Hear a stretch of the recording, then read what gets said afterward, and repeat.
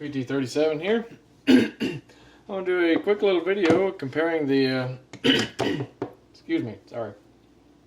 I want to compare the Smith & Wesson M&P full size 9mm against the Smith & Wesson SD9VE 9mm.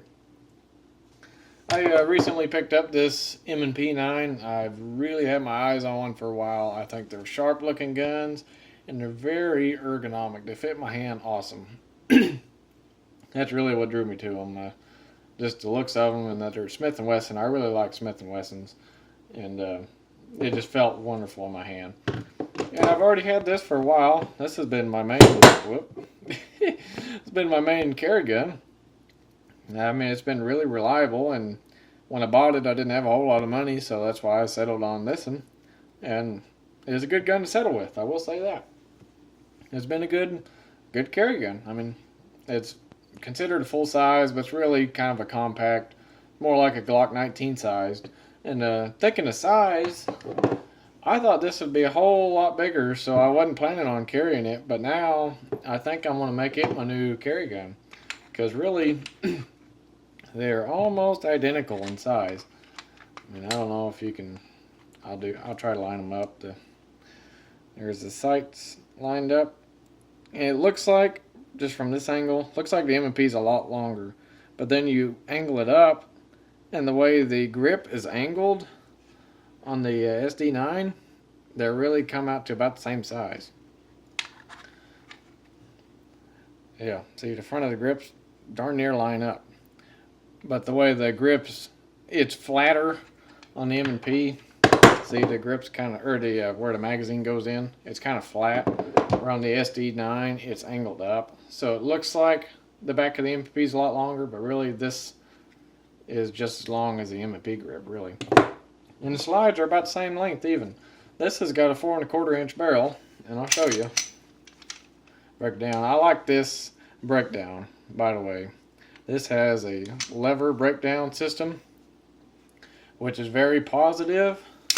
You just pull the trigger, you know, or it's got the sear disconnect in it. But as opposed to this has a Glock style breakdown system. You lock the slide back, and then make sure the magazine's out of it though. Well, excuse me, you don't like slide back, you just kind of slide it back a little bit and pull those notches down and pull the trigger and you're off of there. That's real nice and easy, simple, I like it. But sometimes I spend a lot of time jacking with those little levers, trying to get them all lined up. Sometimes it's kind of a pain in the butt, and you ain't got a heart. You can hardly pinch them with your fingers. I mean, they're so small you can just barely get them with your fingers. With the slide lock, it's a lot more positive. I mean, you lock back slide, you're going to slide that open every time. So, I mean, I prefer this style of breakdown. Just my opinion. But anyway, like what I was saying, this has a 4 inch barrel, the SD9, and this has a 4 1/4 inch barrel. But would you look at this? The slides are almost the same size. Look at that. That's all they lack. I'd say that isn't even a quarter. That's like 1/8 of an inch, if that. And the backs are lined up, as you can tell. But see, where the barrel length comes in is look where the ejection ports are. On the M&P, it's slightly rearward. It's located a little more to the back. So that's where they make up that barrel space. I just thought that was an interesting note. Because looking at specs, you know, it's got a 1/4 inch longer barrel. It seemed like a big grip in the specs, but then when I picked it up and got it, compared to my SD9, and it was like the same size. I just couldn't believe it. So I'm just gonna, I mean, if this proves to be a reliable gun, I'm gonna make it my new carry gun and just probably get rid of this thing. And I may keep it, but I'll probably try to get a shield or something else so I can, you know, when I'm wearing tight clothes or something, I can have that to conceal. But actually, you can even take this barrel out. I'm not going to do it. That's going to take a long time. But the other day, I was just messing with them, and you can take this barrel out of this and put it in the SD9. It'll fit in there. And use the SD9 spring. Fit in there. It just sticks out just a little bit. I mean, I didn't fire it that way. I was kind of scared it might mess something up. But, I mean, as far as fitment, it fits in there just fine.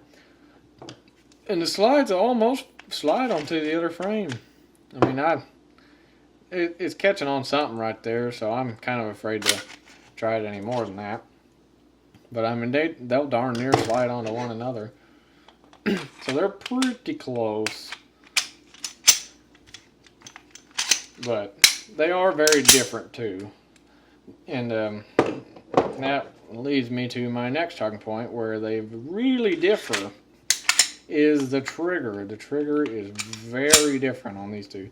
This is more like, it's got a little bit of uptake, but it's got a pretty long pull, and then it's got kind of a creepy-ish break. I mean, I'm used to it. I can like stage it and break it. But when I first got it, I was just pulling, and then it just went off and surprised me. But some people like to be surprised on a trigger pull. I personally don't. So, I mean, it is not a bad trigger. I mean, it's more like a double action, kind of a double action. It reminds me of a double action style trigger. It's kind of long and drawn out and kind of heavy. But it's not a bad trigger. Once you get used to it, it is not too bad. I mean, people rag on it a lot.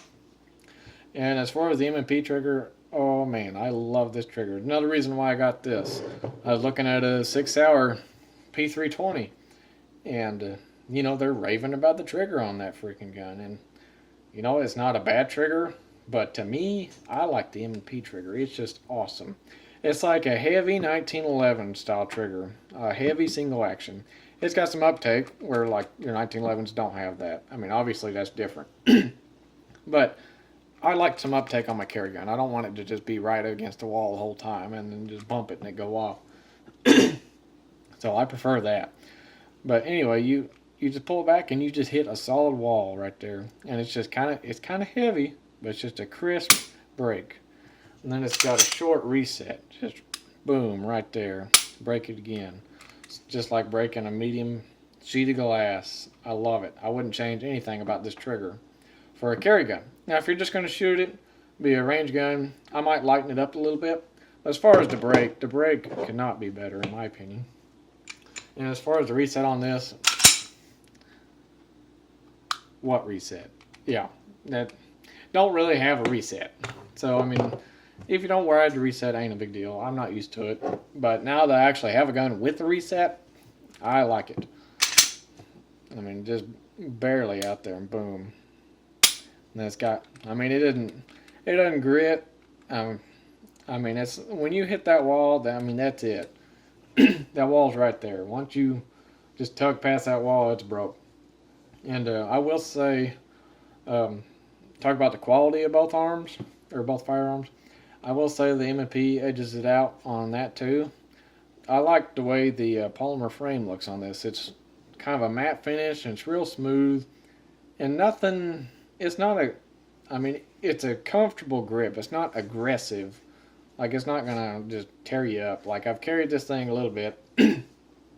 And what I've noticed is this grip, the kind of holster I got, the grip kind of rubs my hips some. And this does not bother me at all. It's very comfortable riding against my hip. Whereas this one, it's comfortable riding against my hip, don't get me wrong. But when I'm had it on my hip all day, the end of the day, getting in and out of my rig and stuff, sometimes the grip will kind of start to rub me raw a little bit. I mean, not too bad, but it still does. So, I mean, the grip's good on this one. It just, I mean, like I said, it's just kind of uncomfortable at the end of the day. Whereas this one, I have not noticed that yet. And talking some more about the grips, this one does not have the interchangeable back straps, whereas the Mmp does. That's a nice feature. And it also is not ambidextrous. This is just a right-handed gun, whereas this one has your slide release on both sides, and I am a lefty, so I flipped the mag release over to my left side too. That's nice. I'm not used to having a mag release on my side, so that's a really nice feature. That's another reason why I like the Mmp. But as far as that goes, the trigger guards are about the same, and as you can tell, they're both, I think they're identical in size. It looks like the Mmp has a slightly bigger undercut. Just, I mean, not hardly any, but not a big deal. And the rails are the same pretty much. This one has an extra lug in it. And the Mmp has a stainless guide rod, a stainless metal guide rod, whereas the SD9 has a polymer guide rod, as you can tell. But other than that, they're both good guns. I really like them both. But I mean, whereas this one, it's a great gun for the money. I mean, I ain't no doubt about that. Only thing I can say bad about it is it does feel kind of cheap, and the trigger is heavy. But I mean, it's not ridiculous. It's a very manageable trigger if you practice with it. And the serrations are nice on it. They're good to catch, and it's a light gun. I've noticed it being just a little lighter than the Mmp, I think. But I mean, then again, it's got a bigger barrel and stuff too. So, and the frame is very tight fit on this gun. It wiggles just a little bit. Not too bad. I mean, about like any other gun. This one, it does kind of annoy me, because I mean, you can hear it. It wiggles a little bit more. I mean, it's still tight, but it does wiggle a little bit. And the magazines bug me in this too, because they do stick out just a little bit.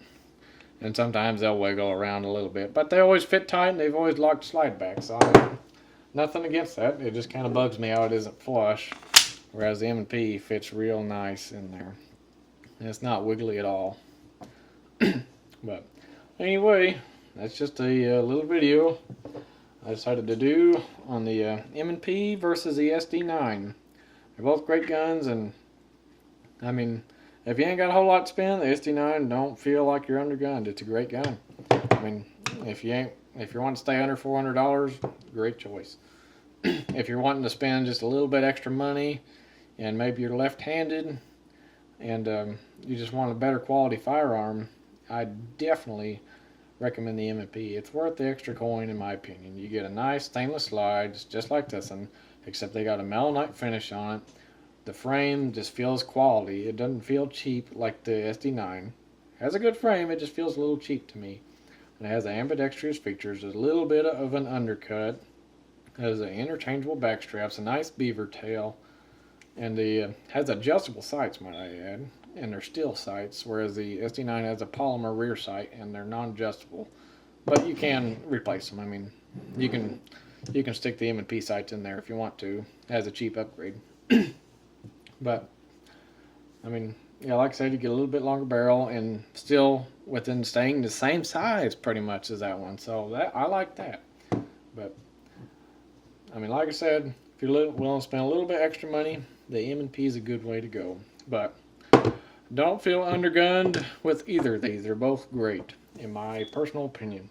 Well, let me know what you thought of this, and I'll be doing a review on the Mmp here soon. I don't know when I'll get a chance to it, but I got a review of the SD9 on my channel already, and I'll plan to have this done here for too long. Well, thanks for watching.